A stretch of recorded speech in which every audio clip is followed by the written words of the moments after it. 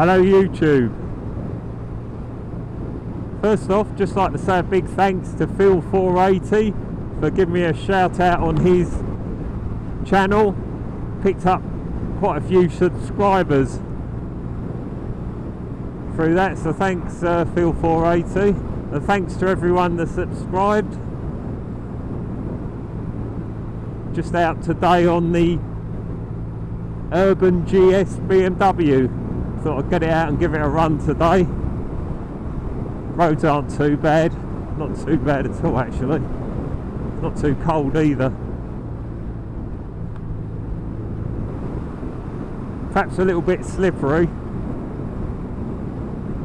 There's still quite a bit of salt on the roads.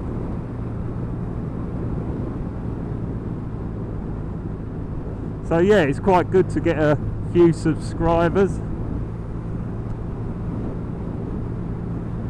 I first thought about doing this about a year ago. I was just bored one day. I was looking on YouTube and I think I just typed in Thruxton R and Captain Rambunctious come up, so I watched a couple of his videos and then see who he was subscribed to, and saw Phil480, watched a couple of his, and then Baron Von Grumble, a couple of other guys, and thought, oh, it might be a good idea to have a go at this. And I bought a camera and a GoPro, got a Drift 4K ghost camera, but never really used it last year. And then back in the autumn I thought I should pull my finger out and get the hang of this, so I did the Distinguished Gentleman's Ride down in the Surrey Hills and met up with Captain Rambunctious and Phil480 and a couple of other guys, Badger Bigglesworth. Put all the camera on the helmet and unfortunately forgot to put the SD card in the camera, so that was a bit of a waste of time. But then I thought, well, I will have a go at this, and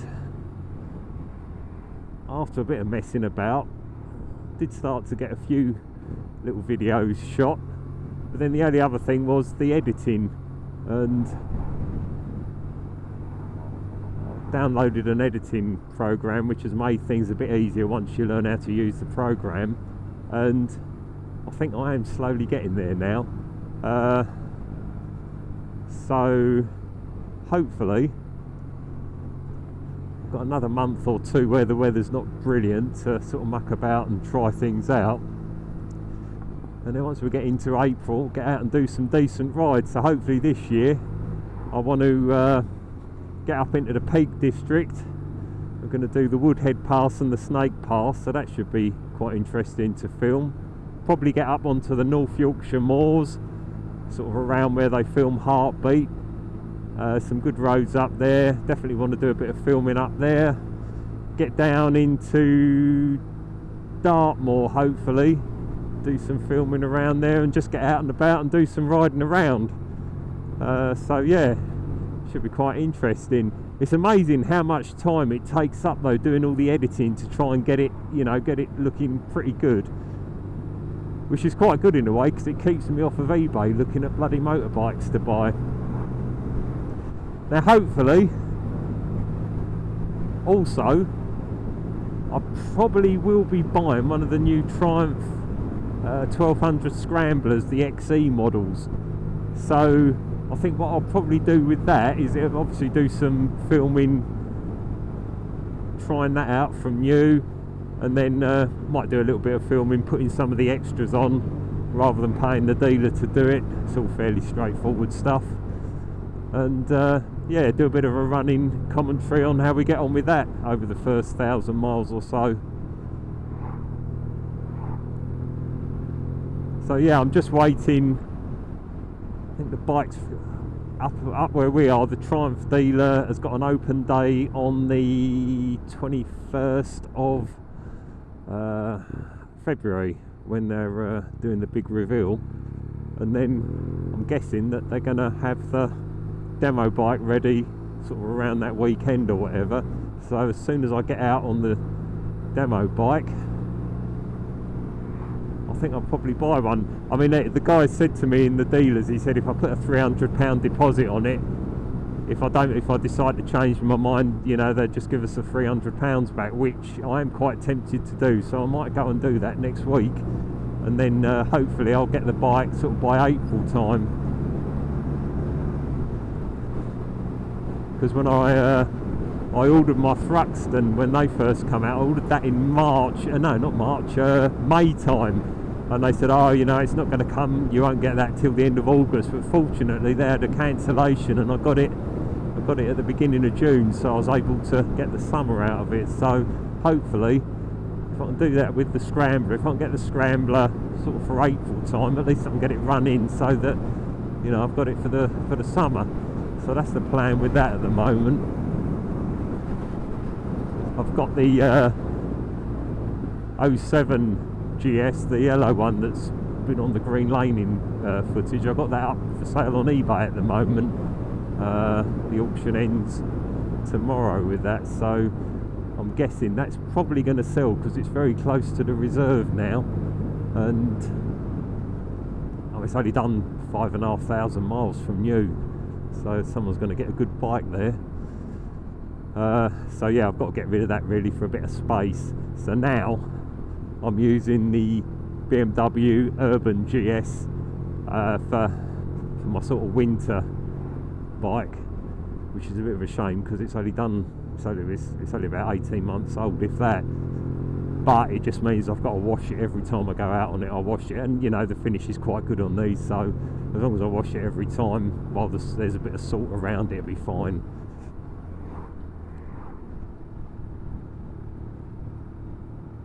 In some respects I'd rather keep the older GS as the winter bike, but the trouble with this is, you know, the bloody values of bikes just plummets once they're a year or two old, and you know, I'm just going to lose a fortune on this if I was to sell it, and it's just not worth it. It's a lovely bike as well, so I should just hang on to this.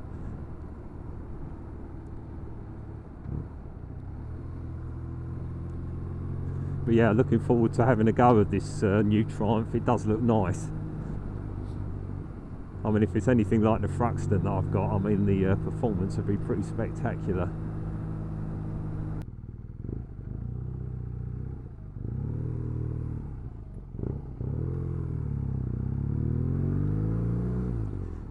Mind you, I have seen the new Triumph Thruxton R factory custom, I think that's what it is, factory custom, or Triumph factory custom, limited number of 750 bikes, and that really looks nice.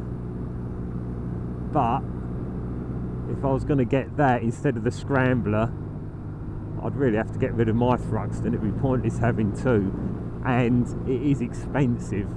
And I mean, it does look nice, and it's got some nice trick bits on it, but I don't know. I mean, my Thruxton's only done about, I think it's just done about 2,500 to 3,000 miles now, and it's immaculate, and I just think, well, it's just pointless really. I mean, it does look nicer, the custom one, but it's not really, still going to be virtually the same bike. I mean, it's a bit lighter, but you won't really notice much with that, so I think it'd just be a bit of a pointless exercise really.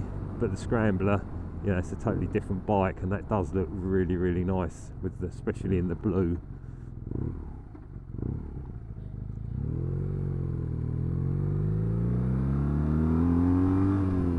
God, I tell you what, these roads are really slippery. Our back wheel's spinning a bit on the bike.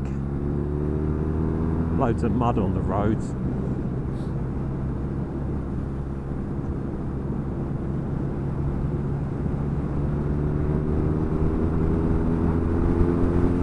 These Urban GS's, they're bloody good bikes. I mean, the thing is, I might actually ride this Triumph Scrambler and think this is better. I mean, I think it's got slightly more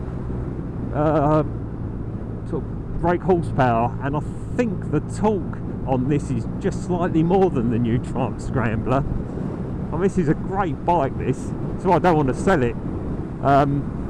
If you look down there, you can see I've actually done the rev counter conversion on this. You can get it, I think it might be the Scrambler one of them comes with a rev counter, and anyway, although BMW say you can't, you can actually buy all the kit and the clock and fit it to this bike, and it just looks better. It fills this area out more by putting the clock in there, and also you get a few extra bits like what do you get? You get date, not that that's important, fuel consumption, average speed, volts, and riding time. Well, you don't get all that just with the Speedo, so yeah, it's quite good. It was quite expensive to buy it. I bought a couple of second-hand bits, and then I had to buy a new tacho. I think it did work out around £400 or £500 to do it all, but it really does just make it look much better. It seemed a bit strange when you just had the clock sitting in the middle behind the headlamp cowl. It did look a bit as though, you know, there wasn't there needed to be a bit more in there to fill the space.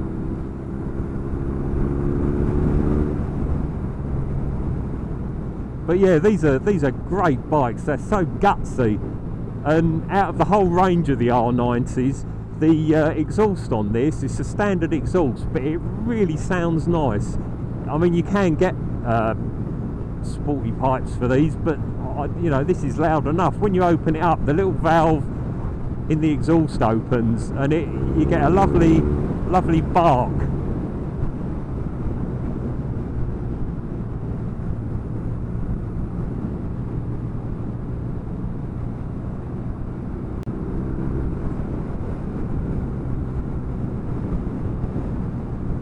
It's got heated grips as well, which is quite handy. I've stuck a few bits on there. I'll put a set of crash bars on it, mud sling on the rear of the sort of underneath the seat, just to stop all the crap going over the rear shock. I've got an oil cooler guard on it, and what else have I done to it? I'm trying to think now. A couple of little crash bobbins and bits.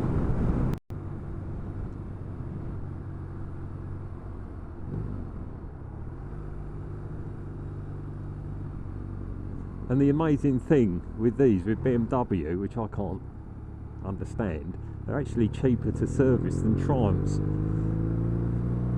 I had this serviced at BMW back in the summer, and it was about £170, whereas I had this Thruxton serviced and didn't have much done to it.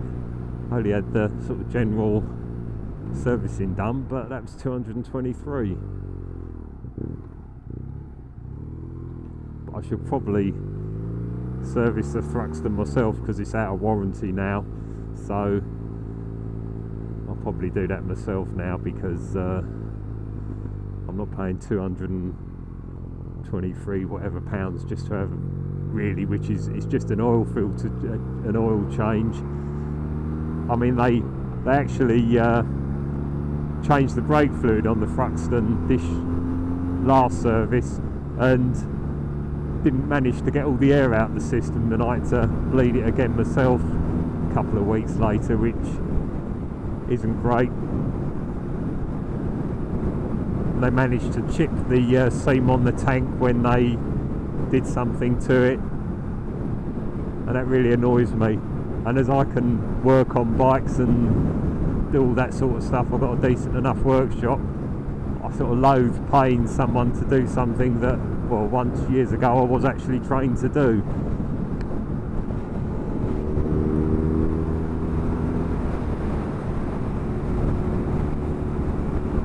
That's interesting, because Stuart Finningham was talking about this on one of his videos a couple of weeks ago, about people servicing their bikes at home. And you know, there is a big myth that if you were, you know, if you take a bike to a main dealer and get it serviced, you know, it's going to be much better than if it's serviced by someone at home. Well, yeah, if they don't know what they're doing, it probably is, but there isn't any great magic when you go into a bike dealer's. It's done as quick as possible, so that the technician gets his bonus, and you know,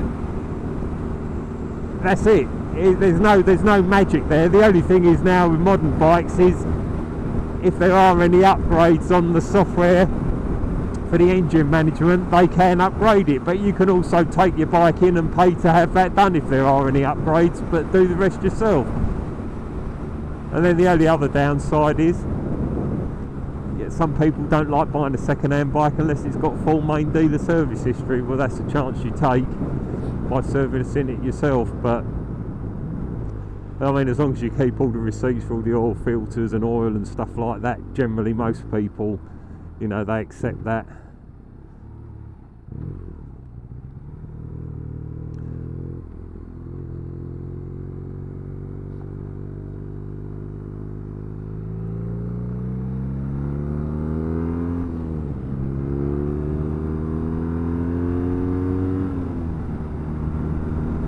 Right, well, I'm going to sign off here. So, as I said before, thanks to everyone that's subscribed to the channel in the last week or two. Thanks to Phil480, and I'll see you again soon.